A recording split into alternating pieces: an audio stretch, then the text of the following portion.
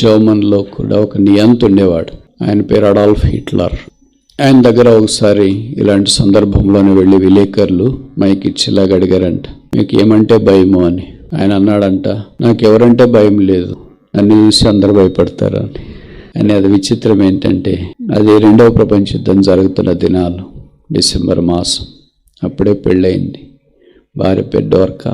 ఇష్టపడి పెళ్లి చేసుకున్నాడు ఆమెని. ఇద్దరు చాలా అన్యోన్యంగా ఉన్నారు. అది పెళ్ళైన మొదటి దినం.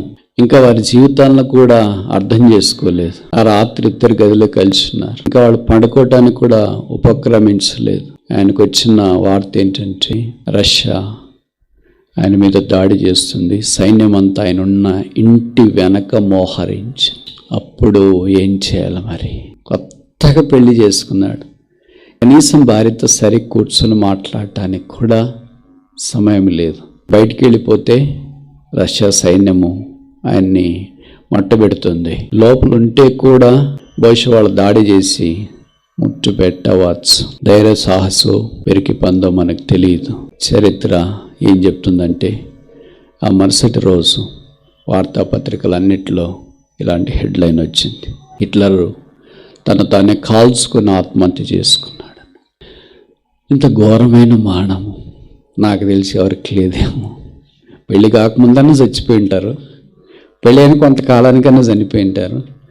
పెళ్ళైన మొదటి రోజే నాకు తెలిసి చరిత్రలో చనిపోయిన మహాగణుల్లో అడాల్ఫ్ హిట్లర్ ప్రథముడు అంటే తప్పు కాదేమో.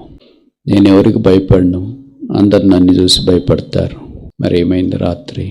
ఏమైంది పెళ్లి చేసుకున్న మొదటి రాత్రి? ఏమైంది నీ ధైర్యం? ఏమైంది నీ పరాక్రమం? ఏమైంది నీ పాపులారిటీ? ఏమైంది నీ రాజరికం? ఏమైంది నీ నియంతృత్వం? నిన్ను ధన్యవాడుంటే తలధన్యవాడు కూడా వస్తాడు. ప్రధానికి సమయం ఉంది. చరిత్ర ఏం చెప్తుందంటే, అడాల్ఫ్ హిట్లర్ తాను ఆత్మహత్య చేసుకొని చనిపోయినాడు, ఇక లేడు.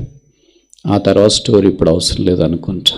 చరిత్రలో ఇలాంటి ఎంతోమంది గొప్ప నియంత్రణలు, గొప్పవారు వచ్చినారు. ఎలాగొచ్చినారో అంతకంటే గొప్పగా ఉన్నారు, వెళ్ళిపోయారు. వారికి లేరు. వారికంటే గొప్ప వాళ్ళు ఇక్కడ ఎవరు లేరు నాకు తెలిసి. ప్రశ్న కూడా అనుకుంటావేమో, నాకు దేవుడు అంటే భయం లేదు, మరణం అంటే భయం లేదు, నరకం అంటే భయం లేదు అని అనుకోవచ్చు. కానీ అంతం చాలా అఘోరం. ప్రభువైన యేసు దాని నుండి తప్పించడం కొరకై నిన్ను ప్రేమించి నీ కొరకు ఈ భూమి మీదకి వచ్చినాడు.